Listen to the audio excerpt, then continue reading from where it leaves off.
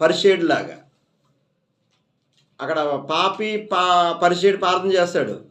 నేను వారానికి 2 సార్లు ఉపవాసం ఉంటున్నాను, నేను దశమభాగం ఇస్తున్నాను, నా అంత నీతిమంతుడు ఎవడు లేడు అని దేవుడికి హెచ్చిచ్చి మాట్లాడితే ఒక పాపి ప్రార్థన చేస్తున్నాడు, ప్రభువా నిన్ను చూడడానికి నాకు అర్హత లేదు ప్రభువా, నీ పాదాలు నిన్న చూడడానికి కూడా అర్హత లేనివాని, పాపుల్లో ప్రధానమైన పాపిని, ఘోరాతి ఘోర పాపిని ప్రభువా, విరిగిన నలిగిన హృదయముతో దేవుడు ప్రలాపం చేస్తున్నాడు దేవుడితో.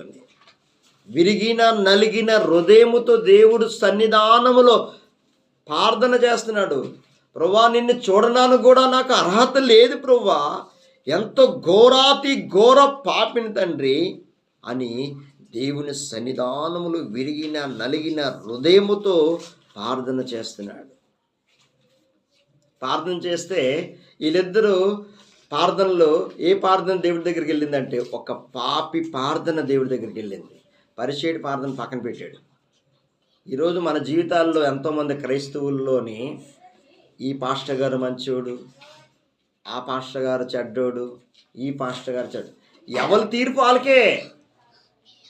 పాస్టర్ గారు దైవ సేవకుల మీద నిందించొద్దు,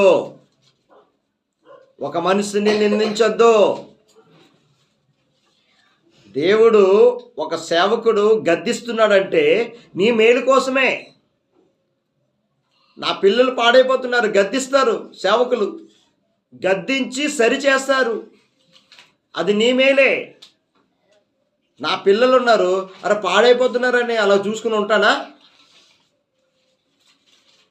గద్దిస్తారు సేవకులు. ఏదైనా పిల్లలు తప్పు చేశారనుకో, పిల్లలకి గద్దించి సరిచేసి బుద్ధి చెప్పి మార్గమును ఉంచుతారు. ఆ బుద్ధి చెప్పినప్పుడు సరిచేసినప్పుడు నువ్వు విధేయత ఇస్తే దేవుడు ఆశీర్వాదం నీ మీదకి వస్తుంది. బుద్ధి చెప్పినప్పుడు సరి చేసినప్పుడు నువ్వంత నేనంత అన్నావు అనుకో, ఆశీర్వాదాన్ని దేవుని కృపని పోగొట్టుకుంటాం. సేవకులు కానీ ఒకరి మీద ఒకరు చాడీలు చెప్పద్దు. ఒకరికి విరోధం ఎలాగొస్తుందంటే దుష్టుడైన సాతాను ఆలోచనలు విరోధం పుట్టిస్తాడు.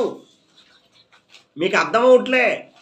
పరిశుద్ధాత్ముడు మనలో ఉన్నప్పుడు ఆయన కార్యాలు నూతన పరుస్తాడు. ఆయన కార్యాలు ఎవరితో ఎలాగ మాట్లాడాలో, ఎవరితో ఎలాగ చేయాలో, ఒకరి కోసము మనము కక్ష